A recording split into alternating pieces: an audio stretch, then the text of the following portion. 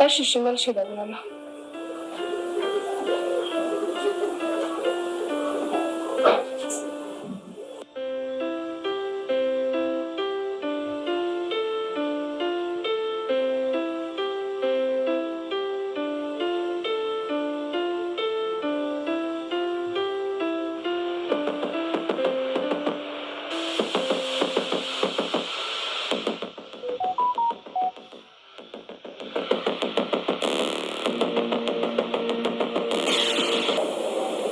ማሚ አረ ነገር የማነው ሰዎች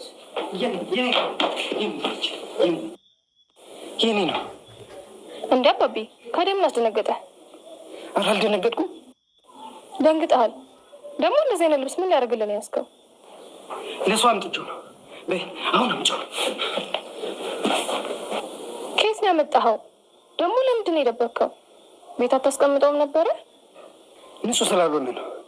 ደግሞ ለምንድን እንደዚህ አይነት ጥያቄ የምጠይቀኝ? አባትሽ እኮ ነኝ። አታከብሪኝም? ደግሞ ከክብር ጋር ምን አገናኘው? ደግሞ እኔ እንዴት ነው አንተም አላከብርህ እኮ? ካከበርሽኝ አጉል ጥያቄ መጠየቅ የለብሽም። የነገርኩሽን እሺ ብለሽ መቀበል ብቻ ነው ያለብሽ። እሺ ግን ምን ሆነሃል አባቢ? ምን ሆንኩኝ? ደግሞ ምንም አልሆንኩም። ተቆጣኸኝ እኮ። እንደዚህ ሆነህብኝ አታውቅም። በሌላ ነገር ተናድጄ ስለነበር እኮ። ለምንድን ነው ታዲያ የደነገጥከው? አልደነገጥኩም። እየደነገጥኩ መስሎሽ ነው? አልደነገጥኩም። እሺ ቃሌ ወይ አባቢ። ይኸውልሽ ቃልዬ፣ ለእናትሽ እንዳትነግራት እሺ? ለምን? የግድ መናገር አለብኝ? የኔን ትእዛዝ አታከብሪ ማለት ነው? አከብራለሁ አባዬ። ግን ምን ሆነ ነው እንደዚህ ከሆነ አታውቅም። ይኸውልሽ ቃልዬ፣ ይህን ልብስ አንድ ጓደኛዬን ያመጣሁላት ከእሷ ጋር ሲሆን ደስ ስለማይላት ለዛ ነው አትንገራት ያልኩሽ።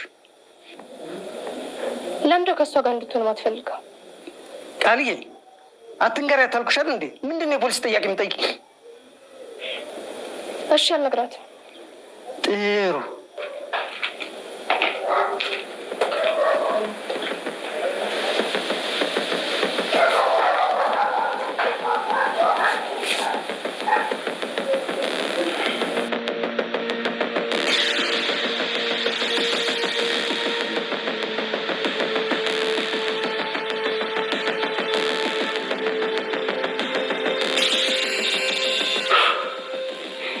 ይህን የተረገመ ልብስ መጀመሪያውን ነበር መጣል ነበረብኝ። ሲፈልግ ሌላ ልብስ ያምጣል።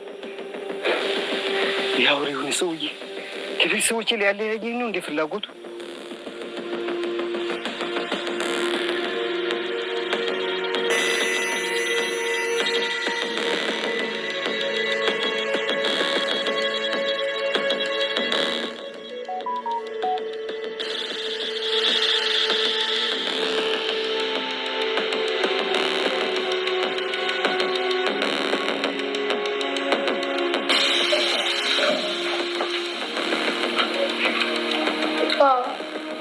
አባቢ የዋሽ ነገር አለ። ግን ለምን? እሱ የሚደርስበት ይሆናል።